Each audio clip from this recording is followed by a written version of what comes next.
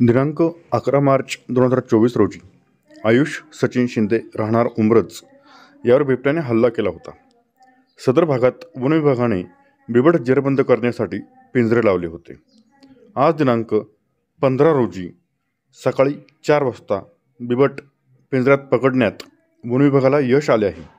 सदर बिबट हा माणिकडो बिबट निवारा केंद्र येथे हलवण्यात आला आहे।